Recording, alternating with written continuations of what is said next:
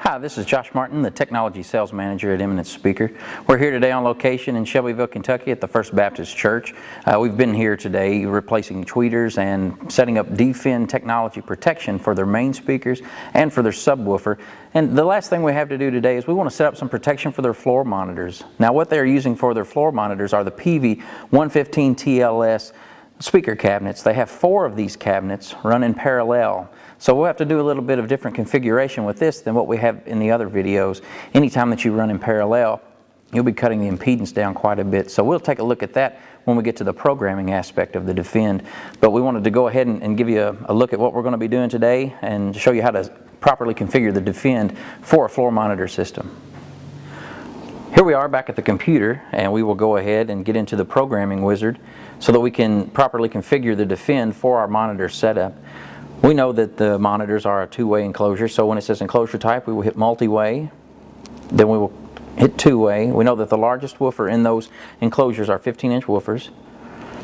We went to the internet to get information about this cabinet, but we couldn't find everything that we wanted. So as far as the F3 goes, we're going to safely assume that 75 Hertz is probably pretty close to the F3. And given the fact that this is for a floor monitor situation, it doesn't need to really play that much lower for particularly this setup. We do know that this is going to be a 2-ohm setup because we have 4 8-ohm cabinets in parallel, which will cut the impedance down to roughly 2 ohms. And because we know that we have 4 300-watt cabinets, that's 1200 watts of power. So we will put in 1200 watts in our power rating.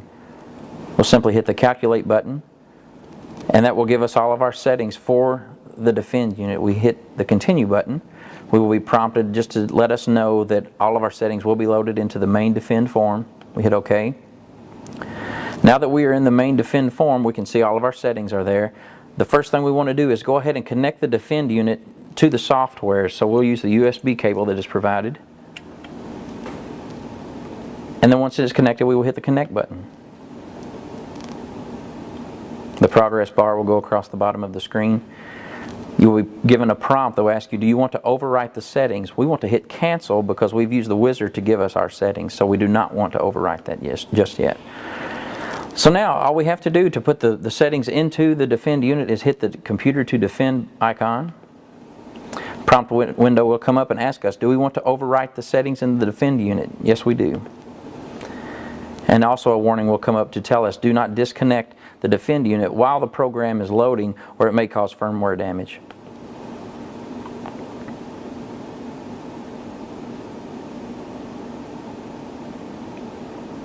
Once the download is complete, you will see at the top left-hand corner the word sync, and also in the information box it will say coefficient readback passed. At this point, we're ready to unhook the Defend unit, go and plug it in and see what we have. The first thing that we want to do is we want to take a short jumper cable from the back of the amplifier and plug it into the input of the Defend unit. And then we take the speaker cable going to the speakers themselves and plug into the output of the Defend unit.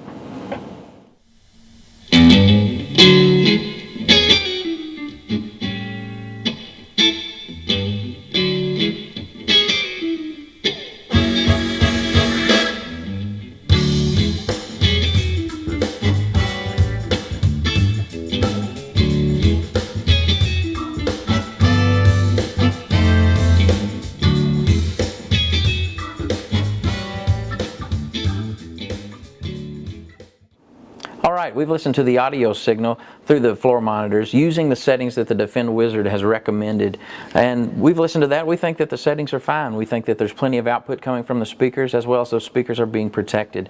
One thing that we do want you to keep in mind, if you are seeing the LED lights light up quite a bit, you're probably asking the speaker cabinet to do more than it's capable of doing. So you need to either turn the sound down or get a bigger system. But basically, I think we're okay with the floor monitors. If you'd like to see the other videos of how we set up the main speakers and the subwoofer, you can check those out on YouTube as well. If you have any other questions about the Defend technology, you can contact us from our website, dfend.net, or at eminence.com.